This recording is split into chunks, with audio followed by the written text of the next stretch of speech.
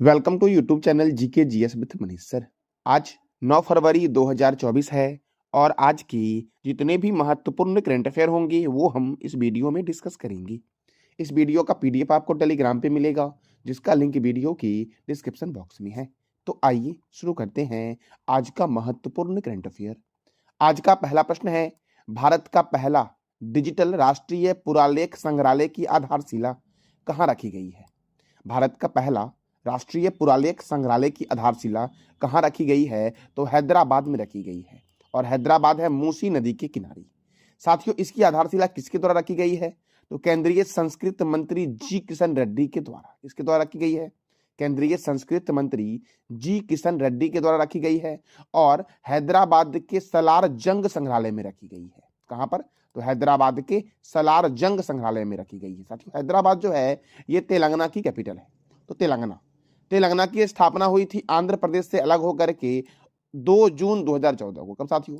2 जून 2014 को तेलंगाना की स्थापना हुई थी। तेलंगाना की राजधानी क्या है? हैदराबाद। तेलंगाना के मुख्यमंत्री हैं अनुमुला रेवंत रेड्डी।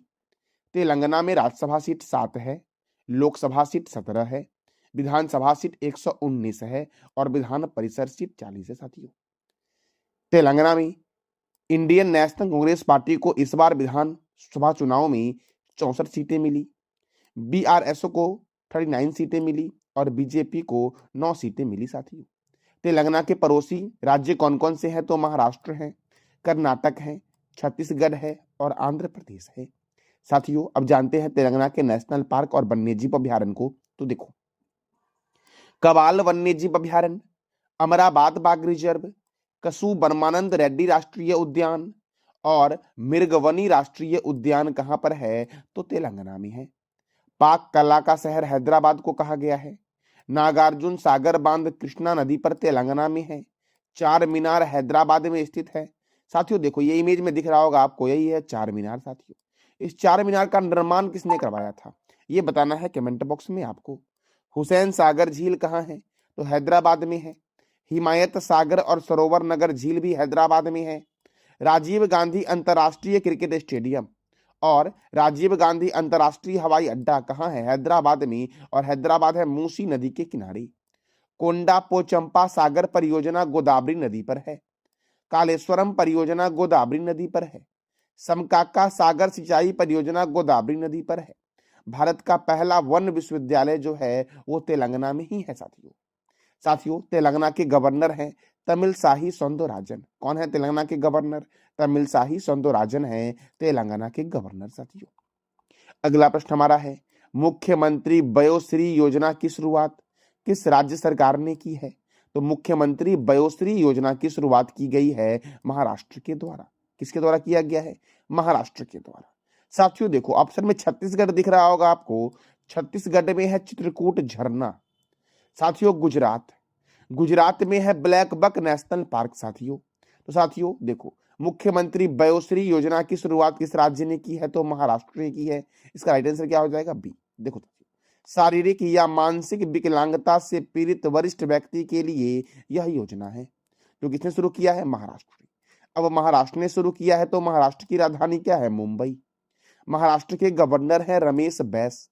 महाराष्ट्र के चीफ मिनिस्टर है एकनाथ शिंदे। यहाँ पर राज्यसभा 19 है और लोकसभा 48 है। चंदोली राष्ट्रीय उद्यान महाराष्ट्र में है। लोनार वन्यजीव अभ्यारण्य महाराष्ट्र में है।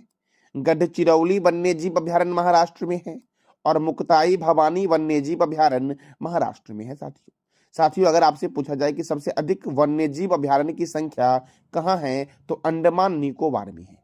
लेकिन अगर राज्य के बारे में पूछा जाए तो महाराष्ट्र में सर्वाधिक वन्यजीव अभ्यारण्य है। साथियों, आपको बताना है कमेंट बॉक्स में कि सर्वाधिक राष्ट्रीय उद्यान कहाँ है। साथियों देखो, 7 टापुओं का नगर, भारत का प्रवेश द्वार और भारत का हॉलीवुड मुंबई को कहा गया है। Tata institute of fundamental research Mumbai में है। भारतीय भूचुंबकीय संस्थान का हेडक्वार्टर मुंबई में है। छत्रपति शिवाजी अंतरराष्ट्रीय हवाई अड्डा मुंबई में है। केंद्रीय कपास अनुसंधान केंद्र नागपुर में है। नेशनल केमिकल लेबोरेटरी का हेडक्वार्टर कहाँ है? पुणे में। साथियों, इस बार जो राष्ट्रीय युवा महोत्सव हुआ है वो महाराष्ट्र के ही शहर में हुआ है। तो कौन से शहर में हुआ है? महाराष्ट्र के नासिक में हुआ है, याद रखना। नेशनल केमिकल लेबोरेटरी कहाँ है? तो पुणे में है नेशनल केमिकल लेबोरेटरी। कहाँ पर है? पुणे में। इंडियन सेक्रेटरी प्रेस का हेडक्वार्टर पुणे में है। भारतीय मौसम वेधशाला पुणे में है और भारतीय मौसम विज्ञान संस्थान है नई दिल्ली में। साथियों, पुणे में ही है नीरज चोपड़ा स्टेडियम। भाभा परमाणु अनुसंधान केंद्र कहाँ है? मुंबई में। वानखेड़े स्टेडियम क्रिकेट के लिए प्रसिद्ध है, मुंबई में है साथियों। ब्रेबोर्न स्टेडियम कहाँ है? मुंबई में है, क्रिकेट के लिए प्रसिद्ध है साथियों। RBI reserve bank of India का हेडक्वार्टर कहाँ है? तो मुंबई में है। और आरबीआई की स्थापना कब हुई थी? तो 1935 में हुई थी आरबीआई की स्थापना साथियों आरबीआई के वर्तमान में गवर्नर कौन है? शक्तिकांत दास है। आरबीआई के प्रथम गवर्नर कौन थे? सर ऑसबर्न स्मिथ थे। आपको बताना है कमेंट बॉक्स में कि आरबीआई के प्रथम गवर्नर कौन थे, ये बताना है। प्रथम भारतीय गवर्नर कौन थी, ये बताना है कमेंट बॉक्स में साथियों आपको। अगला प्रश्न हमारा है, हाल ही में किसने outstanding business women of the year का पुरस्कार मिला है साथियों? हाल ही में किसे outstanding business women of the year का पुरस्कार मिला है? तो साथियों डॉक्टर वीना मोदी को दिया गया है outstanding business women of the year का पुरस्कार। किसे दिया गया है? डॉक्टर वीना मोदी को साथियों। अगला प्रश्न हमारा है, किसने राष्ट्रीय कुश्ती चैंपियनशिप में ग्रीको रोमन खिताब जीता है? तो सुनील कुमार ने साथियों जीता है राष्ट्रीय कुश्ती चैंपियनशिप में ग्रीको रोमन खिताब। किसने जीता है? सुनील कुमार ने साथियों। अगला प्रश्न हमारा है, भारत की पहली महिला अंतरिक्ष रोबोट का नाम क्या है? तो भारत की पहली महिला अंतरिक्ष रोबोट का नाम है बायोमित्र। क्या नाम है साथियों? बायोमित्र है भारत की पहली महिला अंतरिक्ष रोबोट का नाम, जिसे 2024 में ही अंतरिक्ष में भेजा जाएगा साथियों। नाम क्या है? बायोमित्र। अब इसरो के द्वारा भेजा जाएगा। तो इसरो का फुल फॉर्म है इंडियन स्पेस रिसर्च ऑर्गेनाइजेशन। इसका हेडक्वार्टर कहाँ है? बेंगलोर में। इसरो की स्थापना हुई थी 15 अगस्त 1969 को। और इसरो के चेयरमैन कौन है साथियों? एस सोमनाथन है इसरो के चेयरमैन। कौन है? शशिधर सोमनाथन है, श्रीधर सोमनाथन साथियों इसरो के चेयरमैन है साथियों। NASA national aeronautics and space administration, इसका हेडक्वार्टर है वॉशिंगटन में साथियों। इंटरनेशनल मॉनेटरी फंड का भी हेडक्वार्टर कहाँ है? तो वॉशिंगटन में ही है साथियों माइक्रोसॉफ्ट का हेडक्वार्टर भी वॉशिंगटन में है साथियों। देखो, वर्ल्ड बैंक का हेडक्वार्टर भी कहाँ है? वॉशिंगटन में। तो नासा का हेडक्वार्टर, आईएमएफ का हेडक्वार्टर साथियों, वर्ल्ड बैंक का हेडक्वार्टर और माइक्रोसॉफ्ट का हेडक्वार्टर कहाँ है? तो वॉशिंगटन में है साथियों। नासा की स्थापना कब हुई थी? 29 जुलाई 1958 को। और नासा के चेयरमैन कौन है? विल नेल्सन है वर्तमान में नासा के चेयरमैन साथियों।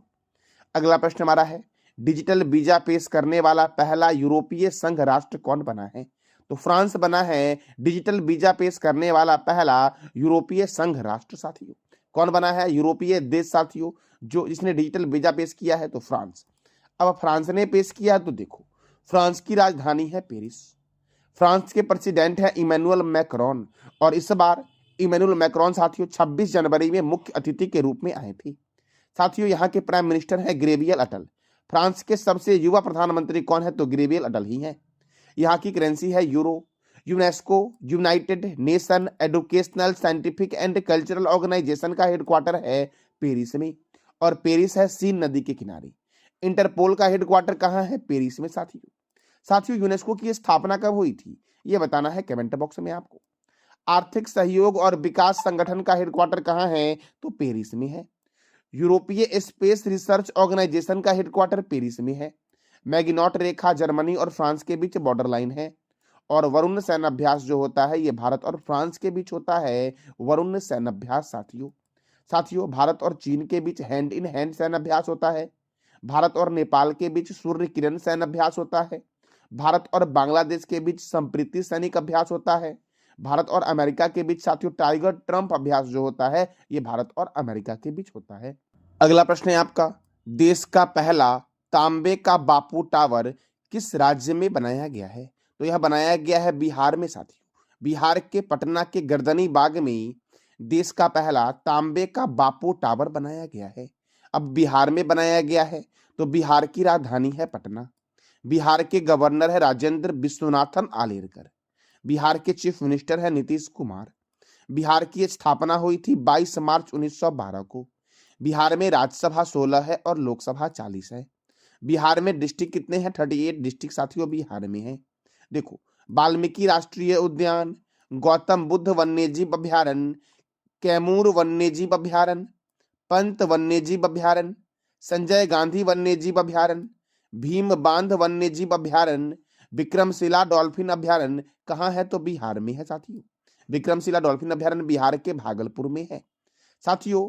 बिहार की उत्तर से दक्षिण की लंबाई है 345 किलोमीटर, जबकि पूरब से पश्चिम की चौड़ाई है 483 किलोमीटर साथियों। समुद्र तल से ऊंचाई है इसकी 53 मीटर अर्थात 173 फीट।